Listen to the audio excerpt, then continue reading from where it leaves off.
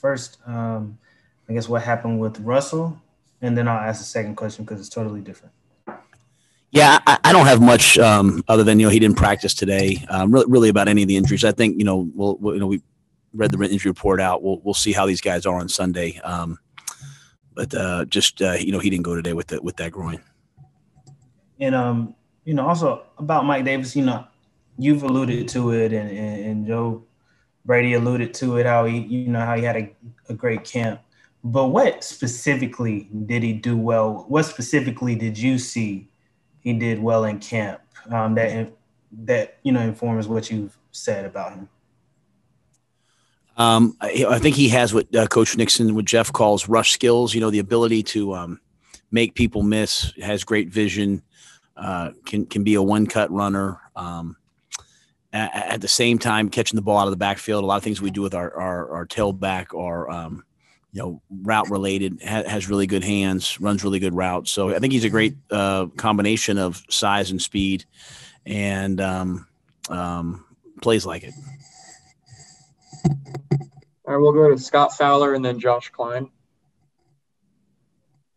Thanks. Hey, Matt. Phil Snow said something interesting today in his chat with us. It was a number I'd never heard before. He said the analytics people say that you should get 11 pressures a game that was kind of winning football. And he also said that pressures in the NFL equate more with winning and sacks equate more with winning in college.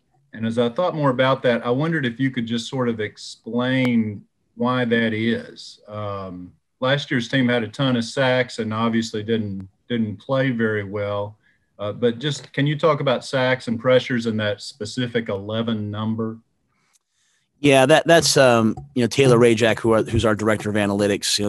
That's either from his research or from someone else's. That's kind of what he said to us was basically 11 sacks, 11 pressures, are the point at which you tip yourself in the direction of winning, right? So obviously 15 being better than 11, but and then the key being that you don't give up 11 as well, but 11 sort of being that number that's like the tipping point that, hey, if we get to 11 pressures, we'll win more often than we lose. And sacks are great; they affect drives, especially sack fumbles. Sacks are great in the fourth quarter, but because pressures happen more often, right? Like, a 3-sack game, a 4-sack game is a big game for people, but pressures, 11, 12, 13, those are affecting more plays. And, I have more numbers like that. I think off the top of my head, I don't have it, but I think it's like, if a quarterback's 65%, completion percentage with no pressure, he's usually like 55 or with pressure. And those exact numbers aren't right. I have them. If you want them, I can get them to Bruce. But obviously pressure affects the quarterback's decision making, their timing, and has a lasting effect. So we always want sacks. We're going to attack sacks. I mean, they're great. They kill drives, but just because pressures are more relevant, we're also looking for pressures and hurries as well. And 11 just being the sort of the tipping point at which if you get over that, you win more games than if you hadn't. Thanks. Yes, sir. Hey, Matt, I got a couple questions about the offensive line for you. If Russell isn't able to go, do you anticipate Greg Little being at left tackle? And, what have you seen from him over the past few weeks as he's kind of grown? And where does Chris Reed fit in now that he's off the COVID reserve list? Do you feel like he needs a couple of weeks to get back up to game status, or would he be able to be active on Sunday? Yeah, I mean, Chris is since being activated off the COVID reserve. I mean, he's in good shape. It looks like he's moving around well. He had a really good camp. He looked like he was a starter during camp. So, I would think that if the coaches put him in, he would be ready to play. There'd be no limitations on his play. As backup tackles, Greg Little, I think has had a good camp. You go back and watch the times in which he played last year before he got hurt. I think he's a very good player. Has really worked hard this summer on his strength, on his confidence, and I have full confidence in Greg. And then Trent Scott is another backup tackle for us who can also play guard. was actually with the Chargers all through camp, has been with Pat before, started last year for Pat, and we have a lot of confidence in him as well. So beyond that, Matt Caskey and Aaron Montero are other guys that we have taken on trips. But Greg and Trent are the backups and guys that we have a lot of confidence in. Let's go to Jason Huber and then Elena. Hey, Matt, Jason Huber. With Curtis Samuel, I mean, you've talked so highly about him, all throughout the first few weeks of the offseason. But in the first few weeks, could you just kind of talk about why? Because Joe Brady mentioned today that he needs to get him involved in the offense more. Why that's so important for you guys, what he kind of brings to, the importance of him there. And also, has Robbie Anderson's play at all maybe, affected maybe him getting some of those targets? I don't think so. I don't think we're really not the type of offense that's like, hey, get it to this guy, get it to that guy. We're going through progressions. Sometimes maybe someone's a primary on a play, but I think the importance of Curtis is that he's really good run after the catch, has good hands, is physical, is tough, is competitive. And, we think he has the ability to game break and be a playmaker. And so that's probably why Joe said that. But I think, we had two receivers over 100 yards last week. Now, a lot of that came at, because of the score and us having to fight to get back in the game. But Curtis is someone that, I know we handed him the ball a couple of times last week on speed sweeps, handing him the ball as a running back. We've got to continue to find ways to take advantage of his versatility and his playmaking ability. Hey, Matt. I was wondering, I know the first game after that, we talked about wanting to get Yetur more involved than he was week one. And now with having him back, just how do you kind of see, is that still something you're prioritizing, getting him more involved now that he'll be available again? Or how do you kind of see him fitting into that line? I think it'll depend on how the game plays out. That was a crucial week in terms of development. So he's back in it this week. Today was his first full practice, so I think he'll be available for us, as a backup. But I think those other guys have worked; they've developed a little bit further along, and so I think he'll be ready, and I think he'll be ready to play, and I think we'll play him. But what exactly his role is, I don't know that it'll be quite as big as it would have been had he not gotten injured. Let's go to Skylar and then Joe. Hey, Matt. So pretty much everybody in the league, they all have at least one pretty stud running back and one really good receiver. But what is it about Keenan Allen and Austin Eckler that make them so challenging to try and stop? Well, Eckler's a dynamic running back, hard to tackle, great in space. He scares you in the screen game, scares you in the passing games, effective, really highly effective in the running game. He's special in his own right. And then, Keenan Allen, he's got elite quickness, change of direction, big body. They do so many things with him. So I think both those guys are just great players. And, that's the thing about, week in and week out, you're going to face great players. And, you have to go out and play well against them to win. And, but those are two great players, and they have others as well. And I think it's just well put together, complementary system that they have. Matt, you were talking about pressures versus sacks. To this point, you guys haven't really had much of either. Do you think the problems have related more to scheme, game plan, personnel, or some combination?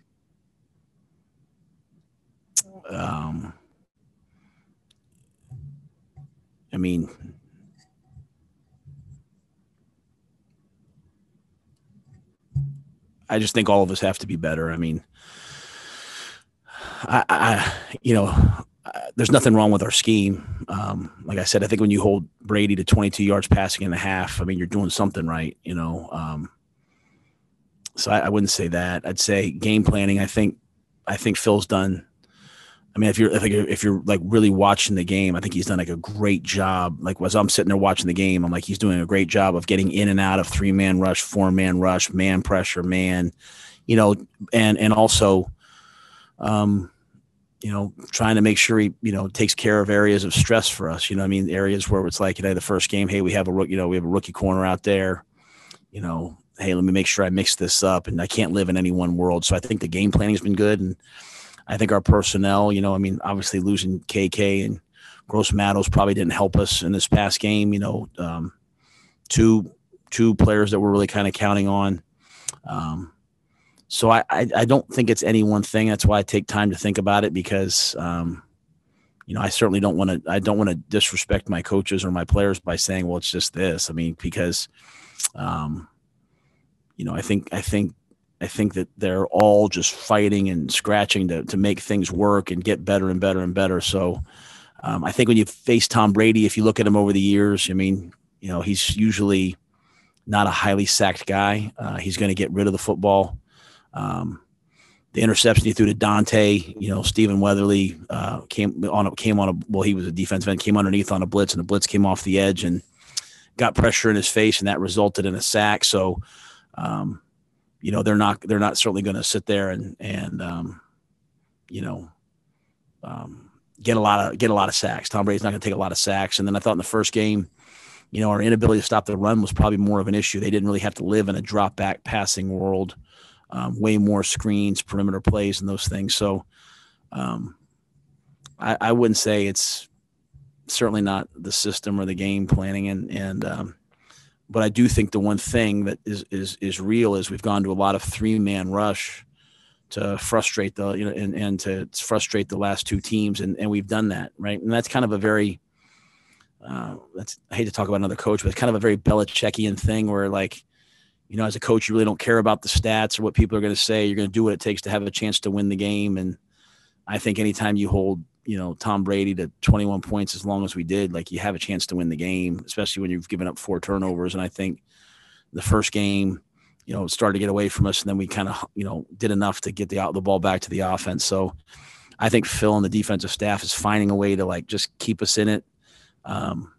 And I think we'll get better and better and better. And I think this week, our guys are understanding, hey, we've got to go get sacks. And that means we have to be able to blitz and execute the blitzes properly. But we also are going to have to rush 4. But if that means we got to, rush 2 and drop 9 into coverage, if that's going to let us win, then, we're going to do whatever it takes to win. And so it's a very complex question. That's why I'm taking my time on it.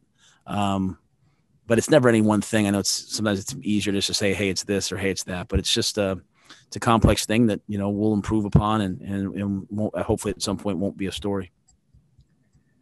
All right, let's go to Miles and then Phil. Matt, what have you seen that makes Joey Bosa and Melvin Ingram such effective pass rushers? Well, Joey Bosa's, he's someone I studied before I came here. So, like, I have such an affinity for the way that he rushes. I mean, his ability to, change his body level and his leverage is something that you've never seen. I've never, you don't see very often. It's a very rare quality. And, a lot of guys, like, they go in there with a pass rush plan, like, hey, I'm going to do this. And if he does this, I'm going to counter back. Like, I think Joey's been doing this so long and learning from his dad and along with his brother, that, like, he just sees it as he goes. And he's like a boxer. He's reacting to it in real time. And so he's really, really special. And then, Ingram's a dynamic talent that you can move around. You can, he moves around. He'll rush the B gap. He'll rush the center. He'll rush the guards. He'll rush off the edge. I mean, I think he's a tremendously talented player, but, and they're everywhere. And then they have inside rushers. I mean, this is a front, they play, they play what they play. They play like a couple of calls. It's not like they're coming at you with a bunch of different defenses. They line up and they take their defensive front and they come after you. It's a physical battle up front in Gus Bradley's defense. Hey, Matt, Phil was saying that you did a pretty extensive pre-draft evaluation of Justin Herbert. How did that give you a head start this week? And what's the difference between that sort of evaluation and preparing to play him? Yeah, I don't think it has any real bearing. As you're evaluating guys for the draft, you're basically seeing, like, how they would fit for you or how they would fit, and what you want to do and what you want to be. Strengths, weaknesses, all those things. But then they get drafted and they go into someone else's system and they fit what they're looking for and they build around them. So to me, you watch one game, you look and see, okay, this is what this is what they had him do. This is how they see him. This is the things that he does well. And then understand that this is week 2 for them. They've got great coaches. They'll have a completely different game plan. They'll have different things for us to attack us. And so really our draft process is interesting to get to know him. He's a really interesting young man, special young man, but you learn a lot, you learn a lot more, I think, just by off watching the tape. Let's go to Steve Reed and then Joe Person. Hey, Matt, with Russell, and I know you say you don't know a whole lot about it, but I mean, the whole groin injury was something that bothered him quite a bit last season, out of some games. I mean, how concerning is that if that's a reoccurring injury for him? Yeah, I don't even know anything about last year. Unfortunately, I'm sorry. I'm not concerned about Russell. He's the ultimate professional, and whenever if he's healthy or whenever he's healthy or if he is healthy, wherever he's at, I mean, he's as good a leader and as good a player as I've been around, and he's affected this entire organization in a positive way. And so I'm excited each and every day that I get to go out there with him. So if he can go, he'll always be out there. Hey, Matt, back on Justin, I remember before COVID, I think Marty went out for his pro day. Just wondered kind of how serious you guys were on him, obviously before signing Petty. Yeah, I mean, I think for us, we evaluate all the the draftable quarterbacks, and it would have probably gone to 3 or 4 pro days. Regardless, if COVID hadn't have happened, I mean, I think there were some other ones we would have, and I think we'll do that every year. I mean, I don't think it matters who's in the building here. I think it's part of our responsibility to go and always at the quarterback position, look and see who those guys are, have extensive write-ups on them, have as much information as possible on them. And if, they don't end up on your team, then, as the future unfolds and as guys change teams, as guys hit free agency, then you have that book on them. So I think we'll always do that, especially at quarterbacks coming from major universities where there's other prospects. But I had a chance during the draft process to sit down with Justin a couple of times. Can't say enough good things about him. All right, guys, we only have time for 2 more. So let's go to Mike Solarte and then finish with Josh Klein. Hey, Coach, Mike Solarte of Spectrum News 1. Back to your thoughts on Gus Bradley's defense. You say that they come after you and they only have a couple of different sets with not a whole lot of exotic looks. Is that something that you can perhaps use to your advantage? Because if they're going to be coming after you, that might open up things for you in other areas with the offense. And the other part of that defense, the other question I have with that defense, their corners seem to be pretty young. Their secondary seems to be pretty young with the exception of a couple of guys. What do you see from them as well as you look at the tape? Yeah, well, I mean, their secondary, I mean, they've got, Pro Bowlers, guys who've been to the Pro Bowl and they know how to play the game and they know that system. That's a great thing about Gus Bradley's system and that world. I mean, they play what they play. And when I say they come after, I just mean with effort, like their intensity but they're sound. They play really, really hard. And because they don't do a lot, they know the stress points of their defense. So when you get play action to them, they know exactly where the routes are going to be. And so it's there's different team things in the NFL. Whereas last couple of weeks maybe we saw a ton of different looks. This week we might see a ton of different looks. But I just have such respect for Coach Bradley and what he's done. And they play their deal. They play it really well. They know exactly the routes you're going to see. They know the issues, and they defend the issues really well. So, and then it obviously helps to have the D line that they have because they've got a bunch of guys that can really rush the passer, can take away the run, and so it's unique to look at. And it's cool to see. I mean, they do what they do really well, and so for us, I think it's just a matter of. We have a good feeling game plan of what we want to do. We just have to go out and execute it, and we have to make blocks and catch the ball and protect the ball and not have penalties. And the recipe for football really never changes. Whether you watch a high school game on a Friday night, a college game on a Saturday, or a pro game on a Sunday, the first key to winning is not beat yourself. And so they don't beat themselves, and they put it back on you. So we have to answer the call and not beat ourselves as well. Hey, Matt. I know that the team has been fairly involved with the social justice and obviously canceled the practice near the end of training camp. I was wondering if you had any feelings about the grand jury's decision about in the Breonna Taylor case. If I personally do, Yes. I said, yeah, I would say, yeah. I mean, and I know it's a complex case. And so it's hard to ever just sit there and say, I feel that, that I know all the answers, but I would say just on a personal note, I was disappointed.